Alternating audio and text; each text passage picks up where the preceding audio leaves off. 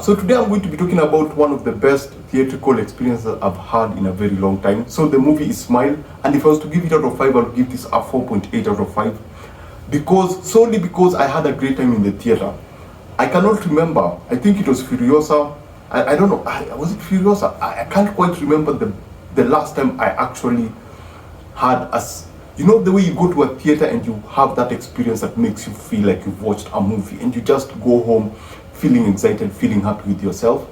This was one of those moments, and this movie is, first of all, the basics, it's a sequel, last movie, written, directed by Parker Finn, and he also worked on this first movie, and he also worked on this movie. And the thing that I like about this movie is that it feels, the reason that it's such a good experience, it feels that it comes from someone who clearly had a vision of what he wanted to create.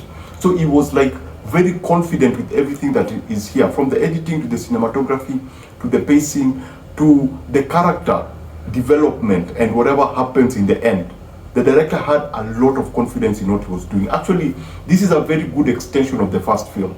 If you have the first film and the second film and you match them, you would have one perfect movie. Now, what exactly did I like about this movie? Number one, I'm going to avoid spoiling it for you because anything I mention will be a spoiler, because if you've seen the first movie, you know the laws that are set in this particular world. You see something happen, after you see that something happen, you get possessed. And when you get possessed and you do something to yourself, or you do something else, and whatever happens to you happens, the people who've seen it get possessed. So, understanding that, our main character, who's called Sky Riley, she's played by Naomi Scott. Naomi Scott was in Aladdin, the Aladdin remake, and she was also in Charlie's Angel. And I thought she was underused in Charlie's Angel, and I don't see her in a lot of productions. So I've always been like, you have this fantastic actress who is never utilized. And in this particular movie, I think she's properly utilized. I thought, you know, there are scenes that I was watching, especially during a rehearsal, and I was like, they're treating her like an Indian actress. Indian actress in that, in India, you have, if you're an actor, you have to know how to dance and also sing. You have to know how to perform on stage. And Sky Riley is a pop artist. So Naomi Scott is forced to be a pop artist. She's forced to sing. There's music. She's forced to sing. She's forced to have that look and demeanor of a pop artist. And I thought she nailed it. Actually, one of the biggest reasons I enjoyed this particular movie is because of her. I thought the director fully exploited her talent in terms of performance and took her to places that I thought they were never going to take her. I mean, you can, at one point you can see her looking elegant, looking like a pop star. At the other minute, you can see her going insane. Because this movie, you can see her in the worst way possible. She doesn't look, there are moments that you take, I'm sure when this comes out properly on streaming or whatever, you'll have people comparing her evolution. You can see her looking very clean as a pop star. Then you can have her looking like the person that most people thought in terms of being addicted to something. You know, being that person. You know, when you hear pop stars and rehab, there's that connotation, and you always have images on tabloids that portray artists in a particular way. So there's that contrast of the pop star and this other person who people think of when they think of tabloids. Let me just put it that way. And the movie is very, it's basically as watching a person go into madness. And the sad thing is that because of her history with some substance, the people around her, who in this case I firmly believe that they are there to just exploit her, cannot see that there's something wrong with her. All they see is that person who has a problem with substance. You know, it's that classic situation whereby you have someone who has a problem, but people don't see the problem because of who they are. They see maybe it's a condition. If someone, for example, loves drugs and then they're possessed by, say, for a demon, they see the drugs, they don't see the demon, they don't see the possession. So it's that kind of a situation. And the movie does a great job with the cinematography of putting you in her head, putting you in her situation whereby you see what she sees. And there are some very creative camera angles that distort her face, you know, distorts her facial expressions, and you get sometimes to understand how she's looking at a lot of things, what exactly she's seeing. I mean, there are some really extraordinarily tripping moments. There's one with a particular car which made me question the ending. No, some scenes before the ending. She is in an SUV and she's with her friend and she's having a conversation with her friend. And then as you go, something is revealed and you're like, wait, what? I literally had to try to replay in my head what I had just seen and what had been presented. And so when we went to a particular scene at the end with, do I mention this? No, I'm not going to mention it. There's something that she's supposed to do to help her get rid of whatever is whatever is possessing her. And so she gets help from this particular character. And then at a particular moment, I got to ask myself, is this real? Is this actually really happening because of what had been established with a particular scene? So this movie does a great job of doing that.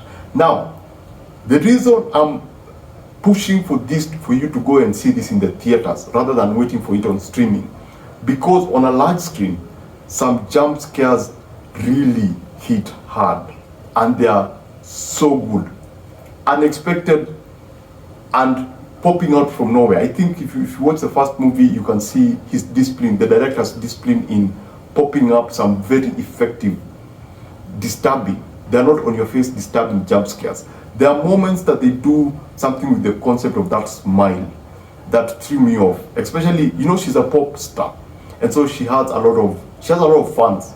And so there's one moment with a particular character, you went like, oh shit, it's happening, and then something else happens and you go like, oh, it makes sense for it to be that way because of this way.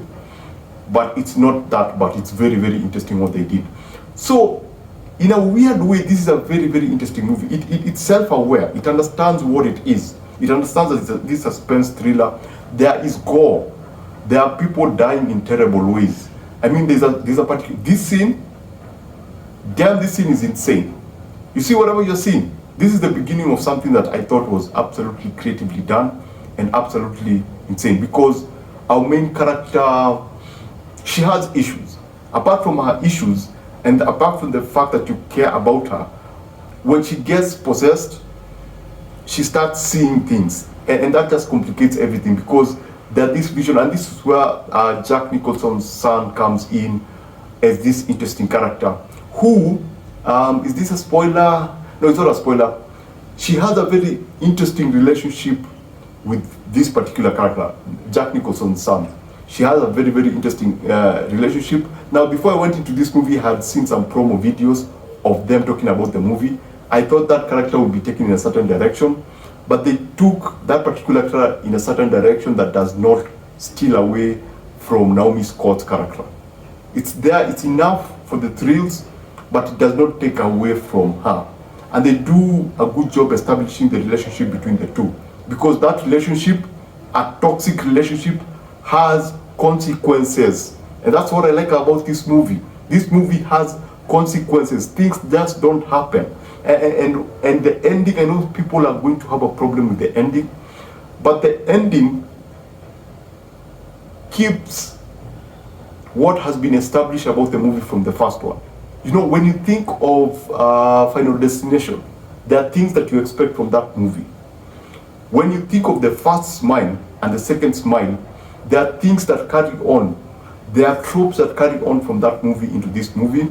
And with the ending, they do exactly what you would expect them to do for this movie, based on what they had established in the first movie. So do you need to have seen the first movie in order to see this particular movie? I don't think so. But it's a way better experience if you saw the first movie. If you saw the first movie, it's a lot of fun. It's very, very quick. It's very well edited. The suspense is off the hinges. Those particular shots look very, very beautiful. The cinematography is awesome. It gives you a good idea of the state of mind of this particular character. Now, what are some of the things that I had a challenge with? Yeah, there are moments, I told you, there are moments that I had a lot of questions in terms of, is this real, is this not real? And then I think the biggest thing for me is that there's elements that are still very vague about this possession. There's a lot. Yes, they try to give us an idea of what happens, but there's just a bigger mystery that has been established within this particular universe. And if I was a studio, I would give Parker Finn another opportunity to actually give us an idea of what this thing is, because you just get a glimpse. It doesn't really give you anything like the first movie. It doesn't really serve you with the satisfaction. This movie basically is not there to make you feel good. Yeah, it doesn't really feed you anything. What it relies on is just entertaining you with the events of this particular character, following Sky Riley as she goes through this whatever, and the people around her, and the drama of her being this really disturbed individual, scarred inside and outside. And so it gives you a great idea of who this person is, and then it throws that person into the madness of this particular possession. So yeah, basically that's it. Go see this in the biggest screen possible. Naomi Scott, for me, was the best part. I love how the director utilized her. I love how they used all the acting ranges that you can get from a particular actor and just put her through the ringer, man. She goes through a lot. I mean, there are scenes with her relationship with her mom. Oh my goodness. There's a scene that, do I say it? Okay, there's a scene with, let me just put it this way. There's a scene with a teleprompter. Yeah, let me just put it that way. There's an older lady and there's a teleprompter, and something happens that gives, like, perhaps a very interesting dialogue. I don't want to spoil it for you, because trust me, if you go in knowing as little as possible, you'll have a great time. I went in knowing as little as possible, and I had an awesome time. So basically that's it. Please go see this movie. The reason I keep pushing for people to go see this movie in the theaters is because if this works like the first one worked, then we got this one, which is a far more better polished movie than the first one. You know, the first one relied on the mechanism that they had established about the smile, and this one now build on that with the production value. So if we get a next movie, we might be getting a better product. So if this works in the box office, guess what? We might get a third movie, a much better movie, in one way or the other. So please, if you can, go see this in the biggest screen possible. So basically that's it. Remember to always watch what you enjoy and enjoy what you watch. I shall see you on the next one. Adios.